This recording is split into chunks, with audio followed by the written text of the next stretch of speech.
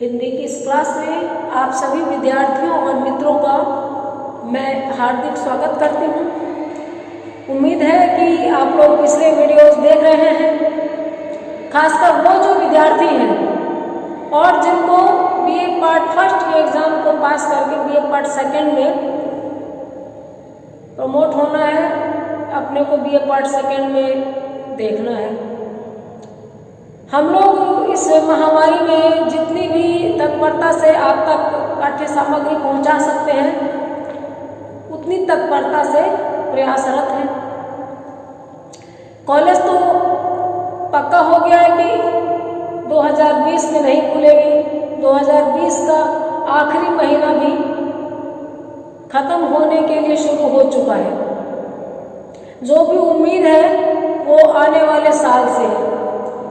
आने वाले साल में जब भी कॉलेज खुलेंगे, एक एक लेसन, एक एक चीज़ आप तक पहुंचाई जाएगी, बिना ये सोचे कि हमने सबके वीडियो बना दिए। लेकिन अगर ज़्यादा देर से कॉलेज खुले और परीक्षाएं उसी टाइम पे देनी पड़ी, तो सिर्फ और सिर्फ ये वीडियोज होंगे जो आपके लिए पाठ्य सामग्री की मुख्य भूमिका में होंगी। तब आपको सारी चीज़ें यहीं से पढ़नी पड़ेगी। इसलिए एक बार फिर से मेरी गुजारिश है कि आप लोग अपने विषयों से संबंधित वीडियोस को देखा करें। कोई चीज़ स्क्रीनशॉट लेने वाली हो तो लिया करें, कोई चीज़ तथ्यात्मक हो जिसको दोबारा सुनना ज़रूरी लगे तो सुनिए, क्योंकि बहुत समय लगाकर हम आपके लिए ये पाठ्य सामग्री तैयार करते हैं और पूरा एक साल लगता है एक क्लास को पास करके अगली क्लास में पहुंचने में। तो हमारे साथ साथ आपके लिए भी ये समय उतना ही महत्वपूर्ण है। हमें आप तक सिलेबस पहुंचाना है और आपको उसको रिसीव करना है, उसको कैरी करना है, उसको लेना है, क्योंकि आखिरकार परीक्षा आपको देनी है, अगली क्लास में आपको देना है। बीए पार्ट फर्स्ट से सेकंड में, सेकंड से थर्ड में, वो थर्ड से आगे बीएड या एमए के लिए आपको निकलना है। बीए पार्ट फर्स्ट के सेकंड पेपर में हम लोग ऊंचाई कहानी मनु भंडारी द्वारा रचित पढ़ रहे हैं। शिवानी और शिशिर 20 दिन के बाद, 15 दिन के बाद मिले हैं। 20 घंटे का सफर करके वो पहुंची है। रास्ते में तमाम उतार चढ़ाव उसके विचारों में चला, कैसे बात होगी, कैसे वो रूठेगा, कैसे वो मनाएगी, कैसे वो मनाएगा, लेकिन ऐसा कुछ भी नहीं हुआ। दोनों में बातचीत नहीं हुई। एक अकेले अंधेरे बंद कमरे में अबोले समय निकालना इतना कठिन हो गया कि शिवानी उस ठंड में भी कमरे के बाहर निकल आई। चिंतन चलता रहा, बातें आती रही। बेटे को घुमाने गई थी, अतुल से मुलाकात हुई। कुछ समझ में नहीं आया तो मिलने नहीं बुलाया, लेकिन एक मुलाकात में बर्फ नहीं पिघली, लेकिन दूसरी मुलाकात में दोनों दोस्तों की तरह एक दूसरे से मिले। अगली मुलाकात के बारे में आगे के हिस्से में बताएंगे, लेकिन अभी शिशिर ने उसको अंदर चलने के लिए कहा। वो ठंड में बाहर थी, तो सुबह हो गई और प्रोग्राम बना कि पहाड़ घूमने चलेंगे, नाश्ता करके चलेंगे, नहाएंगे पहाड़ में गर्म सोतों पे, गर्म पानी के जो झरने बह रहे हैं वहाँ नहाया जाएगा, वहाँ चला जाएगा। यहाँ तक हमने कर लिया था। जब चले तो बड़ी सुहानी धूप बिखरी पड़ी थी और चारों तरफ का सभी कुछ एक अजीब निखार के साथ चमक रहा था। ठंड अच्छी थी, पहाड़ों में तो वैसे भी ज़्यादा पड़ती है, लेकिन रात की बर्फ के बाद सुबह जब धूप निकली थी तो सब कुछ ऐसे धुला हुआ, पूछा हुआ सा, चमकीला सा था। यह विपुलाचल है। सामने के पहाड़ की ओर संकेत करके शिशिर ने बताया। सामने पहाड़ था, उसके लिए उसने बोला कि ये जो पहाड़ दिख रहा सामने, ये विपुलाचल है। तो जो बताया तो शिवानी ने गर्दन ऊंची करके और पलकों को कपार पर चढ़ाते हुए उस ऊंचाई को नापने का प्रयत्न किया। पहाड़ ऊंचा था तो पलकों को कपाल मात्र ऊंचा देखने के लिए चढ़ जाता है ना, और यहाँ एकदम चढ़ा के ऊंचाई आंखों से नापने का प्रयास कर रहे कि कितना ऊंचा है ये विपुलाचल। पहले इसी पर चढ़ेंगे, इस विपुलाचल को आज का मंजिल, आज का नापने के लिए, पैरों से नापने के लिए आज का लक्ष्य बनाया गया है। जैनियों का तो यह तीर्थ स्थान है, ऊपर जैन मंदिर भी है। जैनियों का यह तीर्थ स्थान है, ऊपर जैन मंदिर है। चलिए, इस अतिरिक्त आदर से अगली बात शिशिर के गले में ही अटक गई। दोनों पति पत्नी के बीच में औपचारिकता कभी थी नहीं, तुम चलो मैं चलूं, तुम और तुम तक बात चलती थी। लेकिन आज शिशिर इतने समय तो बोला नहीं, फॉर्मेलिटी, और जब बोला कि इस पहाड़ पे चढ़ेंगे, आगे जैनियों का मंदिर है और घूमेंगे, वो आगे ये जैनियों का तो तीर्थ स्थल है, तो शिवानी के मुख से भी अच्छा तुम कह रहे हो तो चलेंगे, ऐसा कुछ नहीं निकला। आदर के साथ, अतिरिक्त आदर, बहुत औपचारिकता में हम किसी को जी या आप कहते हैं, उस आदर से उसने कहा चलिए। तो इस चलिए में जो औपचारिकता भरा आदर था, उसने शिशिर को आगे बोलने नहीं दिया। इसको खटका कि इसमें एक दूरी भरा संबोधन है। पहाड़ पर मार्ग के नाम पर एक पतली सी पगडंडी बन गई थी। हालांकि उसका रास्ता भी चारों ओर से झाड़ झंखाड़ से काफी बीहड़ सा था, फिर भी जहाँ चढ़ाई एकदम सीधी थी, वहाँ पत्थर डाल डाल कर चढ़ने के लिए सीढ़ियाँ सी बना रखी थी। पहाड़ पर रास्ते के नाम पे एक पतली सी पगडंडी बन गई थी। हालांकि उसका रास्ता भी, पगडंडी जो बन गई थी, उसके चारों तरफ भी कंटीले झाड़ झाड़ थे, काफी जंगल नुमा दृश्य था उधर भी।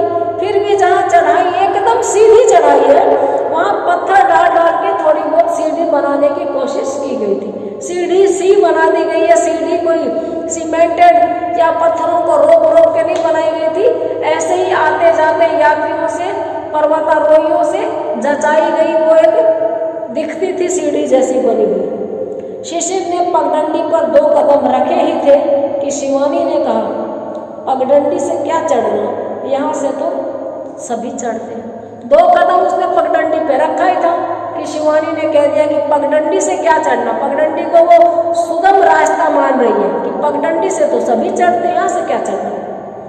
चढ़ना ही है तो इस जंगली रास्ते से चढ़ो। एक और जंगली रास्ता है, बीहड़ ऊबड़ खाबड़, उससे चढ़ो। और वह जहाँ की तहाँ रही। कहा भी उसने ऐसे ही कि बस मानो कह दिया, कोई सुने या ना सुने। वो पगडंडी पर शिशिर के पीछे नहीं बढ़ी, जहाँ खड़ी थी वहीं खड़े खड़े बोल दिया, और बोला भी अधिकार भाव से नहीं कि शिशिर माने ही।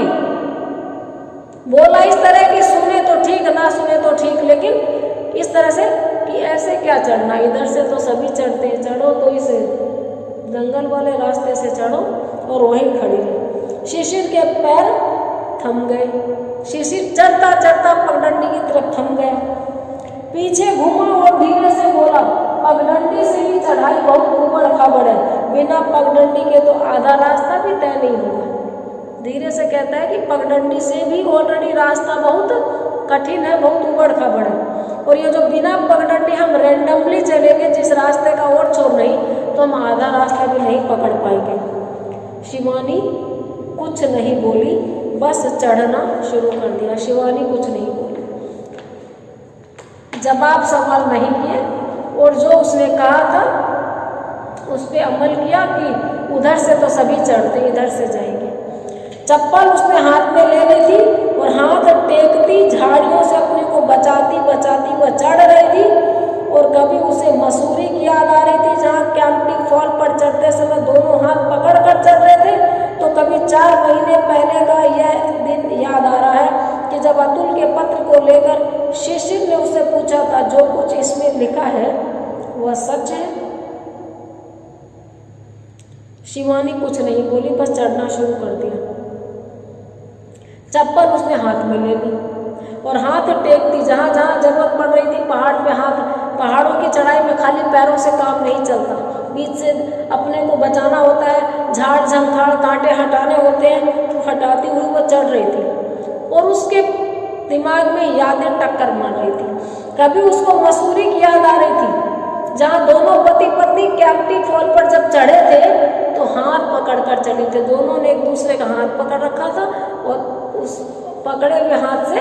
चढ़ाई चढ़ रहे थे। और अभी उसको याद आ रहा है कि 4 महीने पहले एक चिट्ठी इसके घर में से अतुल की लिखी हुई शिशिर को मिली थी और शिशिर ने इससे एक सवाल किया था, जो कुछ इसमें लिखा है वह सच है। और आगे शिवानी वहीं पहुंच गई है अपने पुराने घर में, जहां इससे दरियाफ्त की जा रही है, पूछा जा रहा है। शिवानी एक क्षण को विमूढ़ सी उसे देखती रही थी।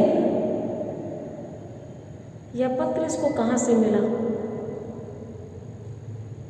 एक क्षण को तो उसने उसको एकदम ऐसे, यह पत्र कहां से मिला?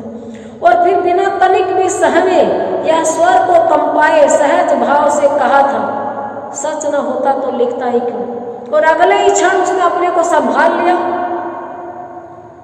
और आगामी स्थिति के लिए तैयार कर लिया कि उसको झूठ नहीं बोलना है और उसको डरना भी नहीं है, उसको रोना भी नहीं है। अपनी आवाज में कंपन पैदा किए बिना, एकदम बिना डरे कहती है, सच न होता तो लिखता ही क्यों। मतलब जब लिखा है तो सच ही होगा।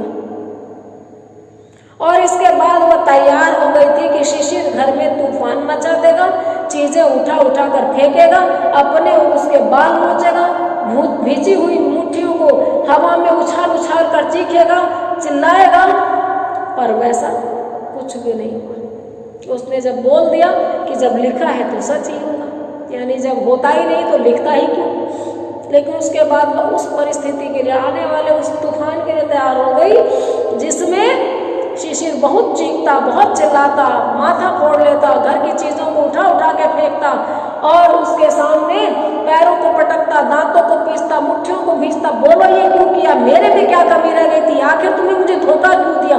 तमाम तरीके के हिंसक व्यवहार का वो सामना करने के लिए तैयार हो गई। पर वैसा कुछ भी नहीं हुआ, कुछ नहीं हुआ। वह चुपचाप अंदर चला गया और 2 घंटे बाद उसने सूटकेस में अपने कपड़े रखे और बिना एक शब्द बोले घर से निकल गया था। 2 घंटे तक वह चुपचाप अपने रूम में रहा, उसके दिमाग में कुछ चलता रहा, उसने अपने को सहेजे रखा और बाद में उसने सूटकेस में कपड़े पैक किए और घर से निकल गया। मौन भाव से शिवानी सब कुछ देखती रही थी। शिवानी बस साक्षी बनी हुई थी उन पलों की, कि देखते हैं कि क्या रिएक्ट करता, और ये उसके घर ही नहीं, उसके जीवन में चल क्या रहा है, उसके जीवन में हो क्या रहा है, वो मूक दर्शक बनी देख रही थी। ना तो हस्तक्षेप कर पा रही थी, ना जाने से रोक पा रही थी, ना शर्मिंदा थी। शर्मिंदा तो वो क्यों हो जब उसको लग रहा था कि उसका कंसेंट था और उसका शरीर था, अपने शरीर के बारे में किसी भी समय निर्णय लेने का उसका हक था। जब ऐसा शिवानी सोचती ही नहीं है कि उसने कोई बहुत बड़ा गुनाह कर दिया, धोखा दे दिया पति को, तो वो गिड़गिड़ा के माफी भी नहीं मांग पाई, क्योंकि धोखा उसको लगता ही नहीं कि उसने दिया है। वो प्यार करती अपने पति से, वो बचाना चाहती इस शादी को, वो नहीं जाना चाहती लौट कर अतुल के पास। वो एक पल की बात थी, वो पल गुजर गया। बड़ी जोर से उसका मन हो रहा था कि दोनों बाहों से पकड़कर उसे बिठा दे और सारी बात समझा दे, पर बात गले में ही अटक कर रह गई। जब सीढ़ियां उतरा तब भी रोक नहीं पाई, जाने कैसी विवशता से जकड़ी बैठी रही। मौन भाव से शिवानी सब कुछ देख रही है।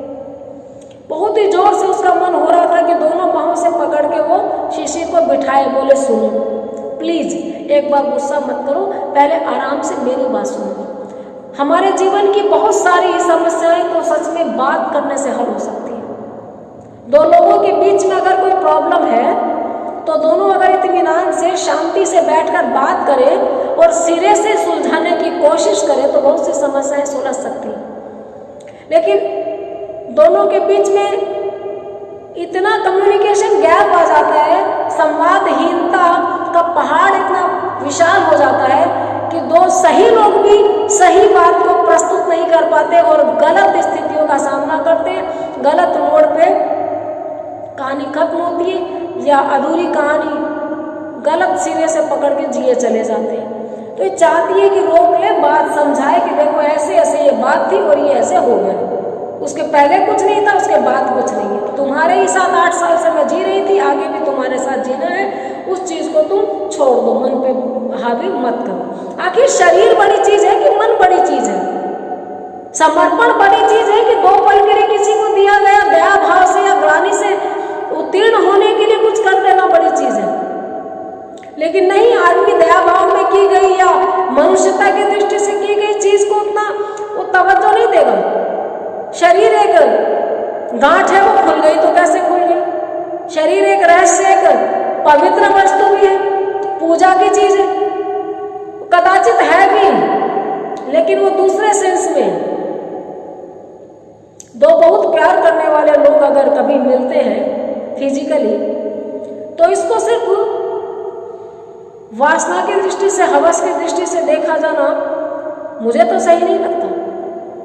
जैसे एक नदी के पार उतरने के लिए पुल की जरूरत पड़ती है, वैसे बहुत बार एक इंसान को दूसरे इंसान से पूरी तरह से तन्मय होने के लिए, लीन होने के लिए शरीर माध्यम बनता है, और तब ये माध्यम बहुत सटीक, सही, पावन, जो भी आप बोल दीजिए हो सकता है, लेकिन उसका ध्येय भला करना है, अच्छा करना है, हील करना है, जख्म भरना है, तो बहुत सुंदर काम था जो हो गया, होकर हम उससे बाहर आ गए।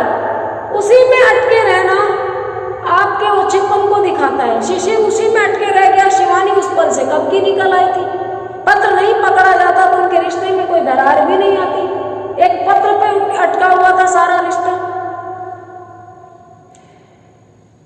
इतनी सारी चीजें वो कह नहीं पाई, रोक नहीं पाई, जाने कौन सी व्यवस्था से वो जकड़ी बैठी रही। शिशिर का यह सुलगता गुस्सा या मौन गृह त्याग सब कुछ उसे बड़े स्वाभाविक लगे थे, पर साथ ही अपने को भी एक क्षण के लिए भी अपराधी नहीं मान पाई थी।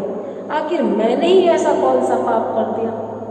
वो शिशिर के जाने को गलत नहीं मान रही, शिशिर के गुस्से को गलत नहीं मान रही। उसको लगता है कि उसकी जगह कोई भी होता तो यही रिएक्ट करता। शिशिर गलत नहीं है, लेकिन गलत वो अपने को भी नहीं मान रही कि आखिर उसके मन में जब कोई छल नहीं था तो इस तरीके का बिहेव उसके साथ भी क्यों किया जा रहा है? माफी तो वो भी किस लिए मांगे? बैर तो था ही नहीं, धोखा देना तो था ही नहीं। एक व्यक्ति के साथ उम्र गुजारनी है, लेकिन दूसरा एक व्यक्ति जो उसी की वजह से ब्याह नहीं कर रहा, घर नहीं बसा रहा, सुनसान जीवन जी रहा है, अगर एक पल के लिए उसको वो उस अंधेरी सुरंग से रोशनी में ले ही आई तो क्या बुरा हो गया? ऐसा क्या कर दिया? क्या हो जाएगा इस शरीर का? क्या बट जाना इस शरीर का? फूंक ही तो देंगे, दफना ही तो देंगे। कहीं जंगल में मर जाएंगे तो चींटियां खाएंगी, जंगली जानवर खाएंगे। होना क्या इस शरीर का अंत में? किसी को खुशी दे दी तो दे दी, लेकिन बहुत बड़ा दान हम लोग, आटे का दान, चावल का दान, चीनी का दान, धन का दान, रुपये का दान मान लेते हैं। लेकिन शिवानी ने ये जो अपना आत्मदान किया था, एक पल के लिए अपने शरीर को दांव पे नहीं लगाया था, प्रेम से दिया था, और देकर उससे उड़ीन हो गई, बाहर आ गई, मन का एक बोझ उतर गया।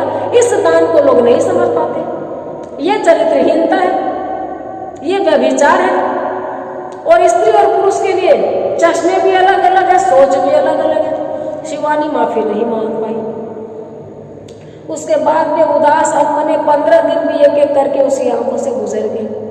पहाड़ पे चढ़ते चढ़ते ही उसके बाद वो 15 दिन भी गुजर गए, जो शिशिर तो आ गया और ये उसके बिना रही। इन दिनों उसने अतुल को एक भी पत्र नहीं लिखा था, अतुल को उसने कोई चिट्ठी नहीं लिखी, कुछ भी तो करने का उसका मन नहीं होता था। ऐसा नहीं है कि शिशिर चला गया तो अतुल की याद आती, अतुल को मिस करती, अतुल को चिट्ठी लिखती, नहीं। उसका शिशिर से इतना प्रेम था कि शिशिर जो उससे नाराज है तो उसका अतुल से जो जी था वो भी हट गया, उसको याद तक नहीं आती थी। कुछ भी तो उसका करने का मन नहीं करता था। कहीं से वह बड़ी निर्जीव और पंगु हो गई थी। उसको लगने लगा था कि वो निर्जीव हो गई है, पंगु हो गई है, अपाहिज हो गई, उसके शरीर का कोई हिस्सा कट गया है। शिशिर उसका मन था, हृदय था, हृदय को ही किसी ने जैसे निकाल लिया। अब न कोई उत्साह बचा था, न उमंग बची थी। हाँ, अगर शिशिर नहीं मानेगा तो वो अपने आगे वाले जीवन के लिए उसे गिड़गिड़ाएगी नहीं, पता नहीं कैसा जिएगी, ये भी उसको कुछ दिखा दिखाई नहीं देता, उसको नहीं पता आगे का जीवन कैसा होगा, लेकिन वो शिशिर के बिना के जीवन की कल्पना नहीं कर पा रही है। ऊपर पहुंचे तो रास्ते का झाड़ झंकार समाप्त हो चुका था और चौड़ी समतल भूमि थी जिसके बीच में मंदिर बना हुआ था। चढ़ते चढ़ते फाइनली वो ऊपर पहुंच गए और जब वो ऊपर पहुंचे तो एकदम से वो झाड़ झंकार खत्म हो गए, रास्ते के जो थे वो झाड़ झंकार, और सामने चौड़ा पठार सा आ गया। पहाड़ के ऊपर एक चौड़ी समतल भूमि थी और उसके बीच में मंदिर बना हुआ था। पहाड़ के ऊपर जाने के बाद में मंदिर हमारे यहाँ हर जगह, गुरु शिखर गई मैं, गुरु शिखर पे राजस्थान की सबसे ऊंची पर्वत चोटी, वहां पर भी छोटे से पहाड़ के खोडर में या गुफा में भी एक पंडा बैठा था चढ़ावा लेने के लिए। मंदिर हर जगह होते हैं और बहुत जगह इतनी शांति होती है, आप तन्ना हो जाते हैं, आप खो जाते हैं। इतना परिवेश वहाँ का सुरम्य और सुखद ऊर्जा से भरने वाला होता है बहुत जगह, तो कि आप इन सब चीज़ों से परे वहाँ पर जाके सिर्फ वाव फीलिंग में चले जाते हैं। ऐसा सा कुछ इधर भी था। मंदिर इस समय बंद था, पर जालीदार दरवाजों में से भगवान की संगमरमर की मूर्तियां दिखाई दे रही थी और चंदन, केसर और अगरबत्ती की मिली जुली सुरभि हवा के साथ चारों ओर लहरा रही थी। मंदिर तो दिन में बंद हो जाते हैं, ये लोग चढ़ाई करके पहुंचे हैं तो 12 बज गए होंगे, मंदिर के पट बंद थे, लेकिन जालीदार दरवाजे थे मंदिर के, एकदम से लकड़ी वाले किवाड़ नहीं थे, तो इन जालीदार दरवाजों में से इनको भगवान की मूर्तियां दिख रही थी जो कि संगमरमर की बनी हुई थी। और चंदन, केसर और अगरबत्ती जो वहां आने वाले श्रद्धालुओं ने, सैलानियों ने जलाई थी, उसकी सुरभि यानी उसकी सुगंध हवा में चारों ओर लहरा रही थी। पता नहीं वहाँ क्या था कि एक बार सब कुछ भूल कर उसका मन उसमें ही बंद कर रह गया। उस वातावरण में, ऊंचाई पर, मंदिर की मूर्तियों के साथ, हवा में घुली खुशबू में, एक मन के बोझ के बाद इतनी खुली जगह पे पहुंचकर पता नहीं उसमें क्या था कि वो सब कुछ भूलकर उस परिदृश्य में बंद गई। सारा शहर वहां से दिखाई दे रहा था, धूप में चमकता हुआ शहर। उस ऊंचाई से उनको पूरा शहर दिखाई दे रहा था और धूप खूब तेज थी, तो ऐसे लग रहा था धूप से नहला दिया किसी ने शहर को। यो शहर के नाम पर वहाँ कुछ नहीं था, फिर भी पता नहीं ऐसा क्या था कि मन की सारी उदासी के बावजूद उसे सब कुछ बड़ा अच्छा लग रहा था। वैसे वो पहाड़ी इलाका था, घूमने की जगह थी, शहर के नाम में ज़्यादा कुछ नहीं था, लेकिन पता नहीं क्या बात थी उस माहौल में, उस दृश्य में, उस परिवेश में कि इतनी भीषण उदासी के बाद भी उसको कुछ भला भला लग रहा था, उसको कुछ अच्छा अच्छा लग रहा था। थोड़ी दूरी पर ही पत्थर की बेंच बनी हुई थी, पहाड़ पर पत्थर की बेंच भी बना रखी थी। चढ़ाई के मारे पैर चाहे पिड़ा रहे थे, पर चढ़ते समय मन में जिस बोझ का एहसास हो रहा था वह यहाँ आकर जैसे समाप्त हो गया। इतनी चढ़ाई की है तो पैर पिड़ा रहे थे, पीड़ा प में बड़ी की मात्रा हो तो पीड़ा यानी दर्द, और पिड़ा रहे थे प में छोटी की मात्रा, यहाँ पे क्रिया हो गई। पैर पिड़ा रहे थे यानी पैरों में पीड़ा हो रही थी, पैर दर्द के मारे करा रहे थे। लेकिन एक बात और कह रही है लेखिका कि चढ़ते टाइम जो बोझ था मन पे वो यहाँ आकर जैसे समाप्त हो गया, जैसे मंजिल पे पहुंच गए, प्राप्त हो गए, सफर की थकान मिट गई।